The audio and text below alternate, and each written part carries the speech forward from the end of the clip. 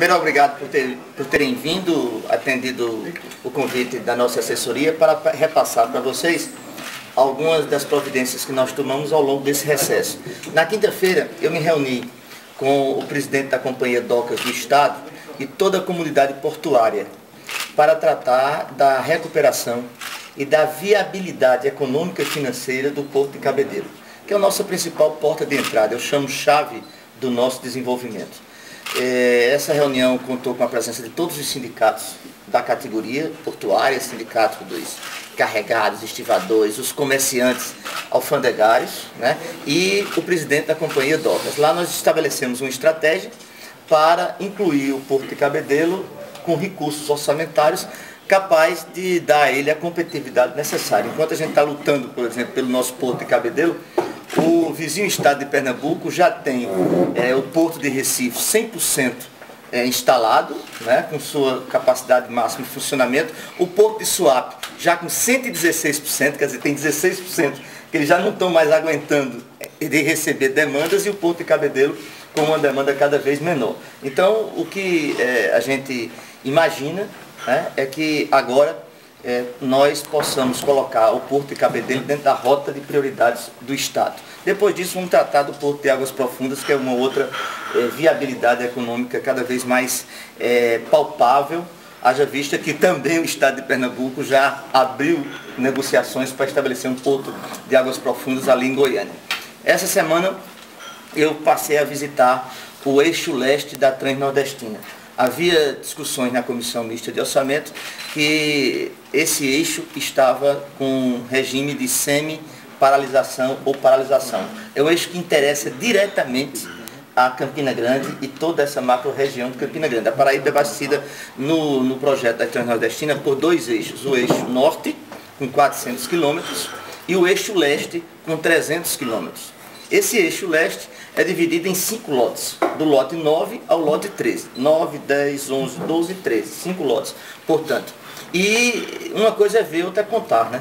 Eu precisava ir conhecer, já tinha estado 2 vezes com o presidente Lula, né, visitando, mas aquelas visitas presidenciais são meio complicadas. É um pouco complicado porque você fica muito sujeito aos protocolos governamentais, e isso faz com que a gente não sinta. Eu saí daqui ontem, logo cedo pela manhã, cheguei em Monteiro, e de Monteiro até Sertânia e Custódia, né, nós visitamos 4 dos 5 lotes. E o que atestamos lá?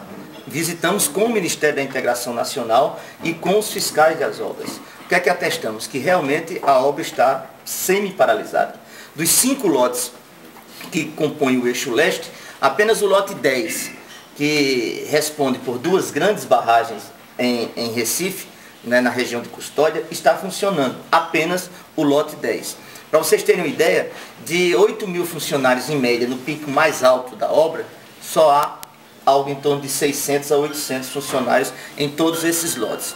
Eu visitei lote a lote. Foram 630 quilômetros de estrada, sendo mais de 300 de estrada de barro, né? E também procurei chegar na região de Salgueiro e me reuni com aqueles que estão fazendo a Transnordestina.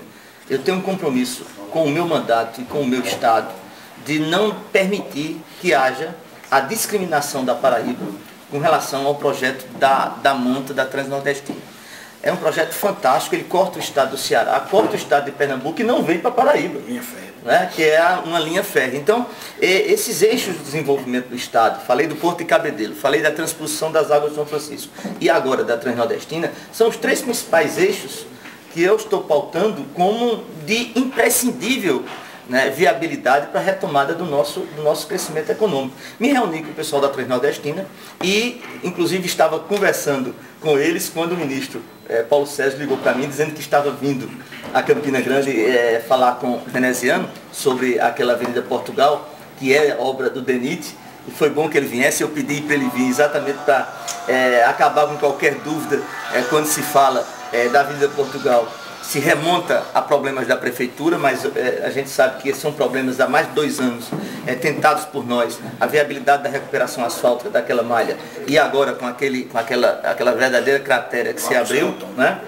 do Serrotão para cá, eu falei com o Paulo Sérgio e ele me disse, eu disse, olha Paulo, eu estou aqui exatamente no entroncamento entre o canal da transposição e a ferrovia transnordestina.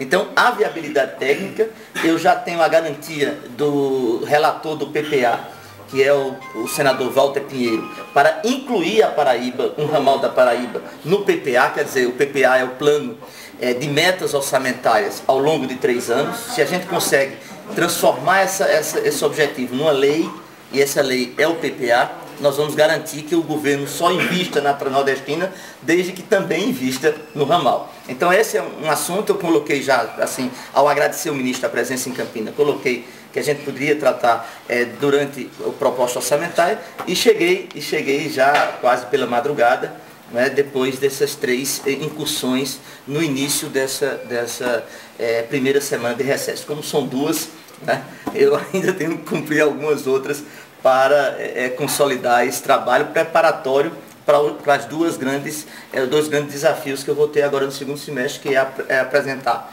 uma proposta orçamentária para 2012 e apresentar também um relatório, uma proposta de plano plurianual de investimentos, esse PPA que eu falei. Então esse é um resumo que eu trago para vocês de situação. Senador, PMDB e PSDB, eles podem estar juntos em 2014? Ontem, a vocês do Bom Dia, eu coloquei que podem estar juntos. Inclusive, eu defendo que estejam juntos. Né? Ontem eu fui questionado sobre isso. Mas em João Pessoa ou em Campina, deputado? Eu defendo que estejam juntos em João Pessoa, né? E espero que eles possam votar no candidato do PMDB em Campina. Então, mas há uma relação. Me perguntaram sobre a minha relação com Cícero Lucena. Eu disse que é uma relação boa.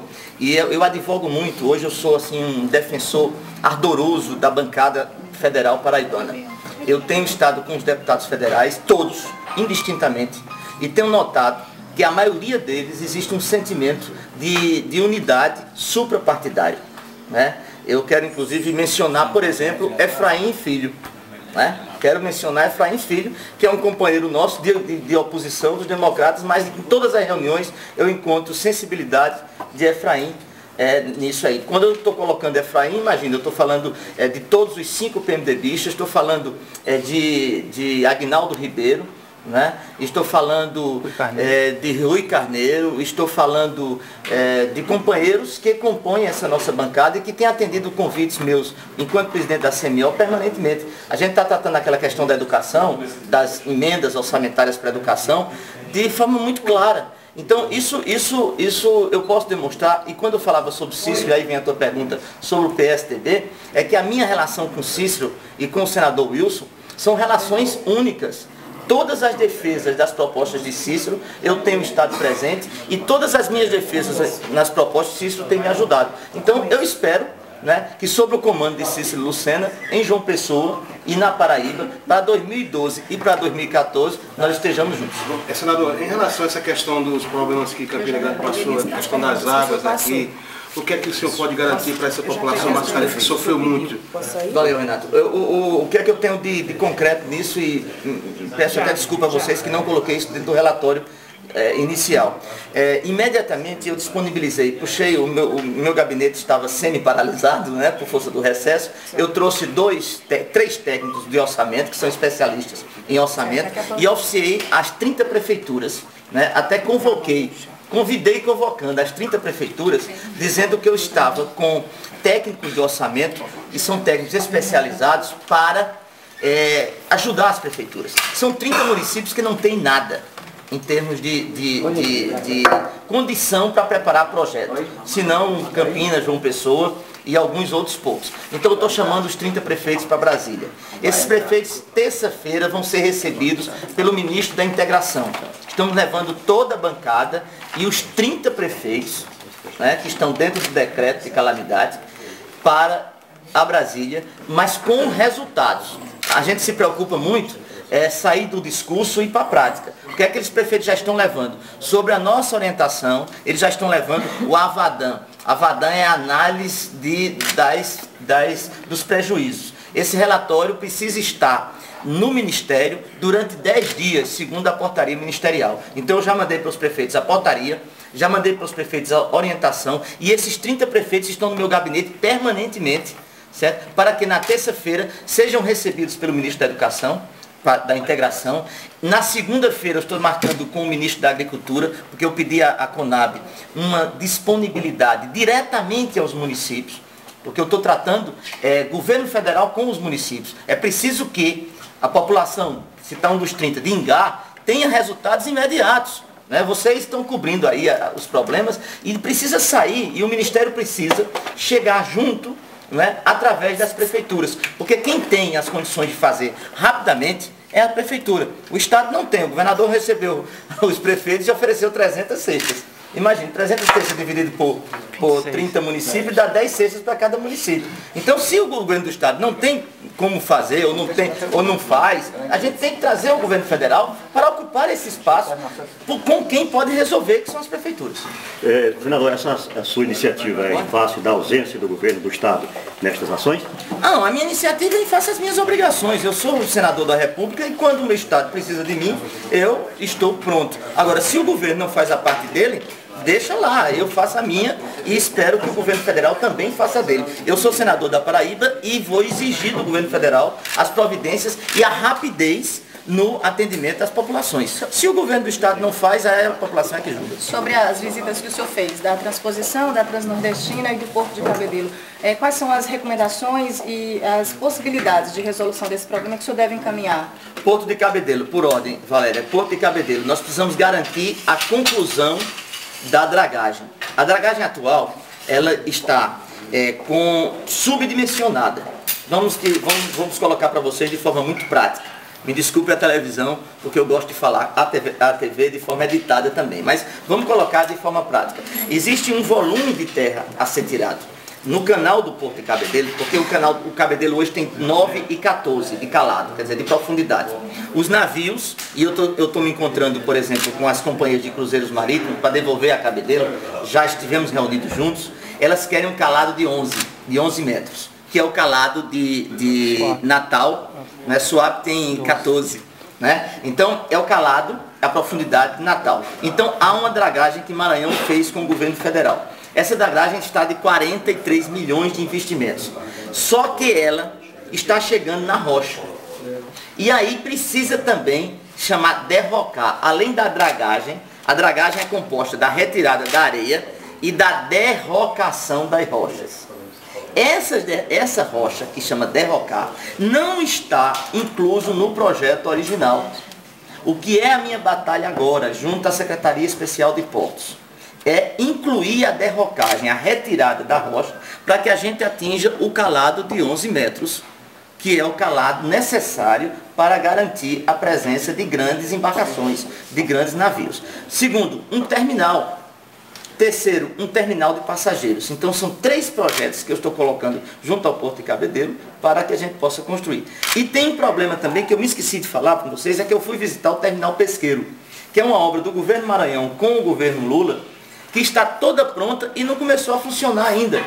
A gente pode devolver à Paraíba, né, principalmente na área de atum, um grande potencial de pesca. E nós temos o melhor terminal pesqueiro do Nordeste. Eu estou indo ao ministro dos Portos, Luiz Sérgio, para pedir, falta besteira, pouca coisa, para pedir, e vou com a cooperativa. Não é da pesca, não? Dos portos, não é da pesca, desculpa, dos portos, é o outro. Eu estou indo com o ministro da Pesca, né, Leônidas é dos portos. Eu estou indo para o ministro Luiz Sérgio para garantir, falta muito pouco, para que a gente dê ao terminal pesqueiro a utilidade necessária. Então, com a questão de portos é isso, a nível de providências é aumentar o calado e garantir 2 terminais, um terminal de passageiro e outro terminal, ampliar aquele terminal que já existe e está em situação assim, quase extremamente desgastada. Sobre as obras.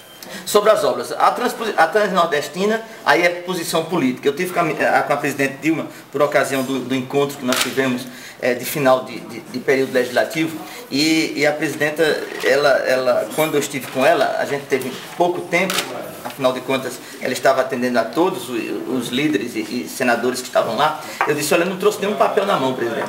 Eu quero apenas a sua palavra política. Determine ao Ministério do Turismo que inclua a Paraíba no roteiro da Transnordestina. Foi isso que eu pedi a ela. Então, é uma decisão política. Ontem eu falava com o ministro o Paulo Sérgio, e disse, é uma decisão política da gente garantir, porque a nossa bitola, que é a bitola, que é a nossa rede, é uma bitola incompatível com a bitola da Transnordestina. Porque a nossa rede, a nossa malha ferroviária ainda é boa, mesmo subutilizada ao longo do tempo. Mas nós temos uma bitola média, tá certo? Eles chamam bitola média, que é incompatível com a bitola da Transnordestina. Então o que é que nós estamos querendo? Que haja uma adequação, tá certo? Ou então a construção de um ramal que atenda. Quem vai estudar isso, e ontem eu estive com técnicos do Ministério, é o Ministério. Vai usar a bitola que já tem da nossa malha ferroviária ou não? Porque se eu tenho hoje Transnordestina, Transposição e Porto de Cabedelo e Porto de Águas Profundas, eu estou garantindo, tá certo? Que nós que perdemos a década de 90 foi uma década perdida para Paraíba. Você se lembra que todos os estados estouraram em 90. Então a década perdida, a gente não continue a perder a década de 2000, nesse século. Então a gente precisa urgentemente esses 4 modais logísticos. Porto de Cabedelo, Transnordestina, a garantia da conclusão das obras da transposição. E ontem eu, com técnicos, perguntei, mas como é que vocês vão me garantir que até dezembro de 2012, como está no projeto, o eixo leste vai ser entregue? Então eles disseram, olha, a gente precisa agir. E aí eu vou me reunir com relação a isso, vou me reunir com o TCU, para perguntar o que é que está faltando. Vou me reunir com o Ministério. Uma coisa eu sei, na condição de presidente da CMO, não falta dinheiro nem orçamento. As empresas que estão semi-paralisadas, elas têm que me responder por que estão paralisadas. Porque não é falta nem de recursos orçamentários, nem de liquidez da construção. Quer dizer, lá é o seguinte, mediu, pagou. Tá certo? Então não há justificativa nem orçamentária, nem financeira para tanto. Eu já levei a Universidade Estadual da Paraíba lá. A reitora Marlene se reuniu com toda a bancada e nós garantimos uma emenda parlamentar para a Universidade Estadual da Paraíba. Já levei o IFET, o Instituto Federal de Educação, e lá nós fomos instados pelo IFET e nós conseguimos nos dividir para ajudar com a manutenção dos IFETs na Paraíba inteira. Nós vamos colocar recursos de emendas individuais. Nós vamos levar a Universidade Federal da Paraíba e a Universidade Federal de Campina Grande para logo na primeira quarta-feira do mês de agosto, eles promovam um relatório ou exponham um relatório, esse é o termo certo, expõe um relatório sobre as suas carências. Depois da universidade virão exatamente o Hospital da FAP, a Fundação Assistencial da Paraíba, que é a FAP, a Fundação Napoleão Laureano, o Padre Zé e outras entidades que precisam de recursos como o Hospital da FAP. O que eu quero é que o Hospital da FAP coloque não apenas para mim, que sei do problema como médico, mas coloque para a bancada que precisa de um acelerador, e que o acelerador custa 4, 5, 6 milhões, e aí a bancada vai se dividir comigo na responsabilidade de atender. Senador, a máquina que está quebrada, a cápsula de cobalto, o doutor Ademar, que é o responsável, me passou que custa em torno de R$800 mil o conserto. Imagina que nós podemos, né, investir via recursos orçamentários, vou me reunir com o pessoal da FAP, para que imediatamente a gente consiga isso, inclusive extra orçamentariamente, e aí eu vou precisar que o meu gabinete se reúna com a FAP, para que a gente tente junto ao Ministério da Saúde, já ainda esse ano, independente de alocação de recursos para a FAP ou para essas outras entidades, mas ainda esse ano a gente consiga arrancar do Ministério algum recurso para a recuperação dessa cápsula de cobalto que faz parte do acelerador linear. Senador, vamos falar um pouquinho de política. Bora. O PMDB de Campina Grande tem previsão de alguma grande filiação e o partido vai lançar candidato a prefeito? O partido está presente e vivo, e eu tenho ouvido isso do nosso líder veneziano, que nós estamos primeiro recrutando o maior número de vereadores, de candidatos a vereador possíveis, porque eu tenho dito aos meus partidos aliados... Tem vereador aliados, em Campina Grande de outro partido que pode ir para o PMDB? Não, nós estamos conseguindo sensibilizar pessoas que não concorriam ainda. Nós estamos buscando, principalmente porque nós temos 5 partidos aliados. Nós temos o PR do deputado Wellington Roberto, que é um partido que faz parte da nossa relação política. Nós temos o PP do deputado Aguinaldo, da deputada Daniela, do deputado Enivaldo. Nós temos o PT do presidente Alexandre Almeida. E nós temos o PSC do deputado Guilherme Almeida, além do PMDB. E temos uma liderança que, inclusive, já convidei para vir ao PMDB, que é o vice-prefeito José Luiz Júnior. Então, são nomes importantes. Cada um desses está recebendo a seguinte sugestão nossa. Pensem e trabalhem as candidaturas como se não houvesse coligação proporcional, ou não fosse permitido coligação proporcional. Tanto ao meu partido, ao PMDB, eu estou dizendo isso, quanto a todos os outros partidos. Por quê? Porque eu estou acompanhando o desenrolar dos fatos lá em Brasília, e tudo leva a crer que haverá uma resolução do TSE para proibir a coligação proporcional, permitindo apenas as coligações majoritárias. Então, cada partido tem que fortalecer. Nesse período, eu estou fortalecendo o PMDB, chamando para o PMDB lideranças para fazer uma boa chapa proporcional. Eu tenho 4 ou 5 nomes que serão candidatos a prefeito em Campinas. Nós temos, né? É esse que eu falei. Você tem aí a candidatura do PT, que deverá sair por candidatura, a candidatura de Guilherme pelo PSC, a candidatura de Daniela pelo PP, a candidatura de Zé Luiz, que é uma candidatura que se apresenta como candidato também. Então, eu tenho esses nomes. Fora os nomes do PMDB. Turno, senador? Tem 2 estratégias aí. A gente tem que apresentar 2 estratégias. A gente tem, enquanto PMDB, eu tenho uma ligação. O Júlio César, que é o meu presidente, ele tem uma autonomia do PMDB. Então, nós não podemos interferir nas outras candidaturas. Como é que eu posso chegar para o PSC, o PP, ou o PR, e dizer que eles não podem apresentar candidato? Então nós vamos conversar com eles, sentar numa mesinha bem redonda com eles, arredondar o nosso discurso, e nós podemos sair com 2 candidaturas, compondo essas 4, podemos sair com uma candidatura só, porque o que eu defendo é modelo. Lula já nos ensinou isso na eleição passada, meus amigos. Eu lamentei muito não ter havido debate, mas lamentei muito. Reconheço que sei lá o que é que aconteceu, mas lamentei não ter havido debate. Não é nem de Rômulo e veneziano, é de modelo de gestão. É isso que eu estou querendo. Podia ser veneziano e Cássio, podia ser veneziano e Romero, podia ser veneziano e Rômulo, podia ser veneziano e qualquer outro.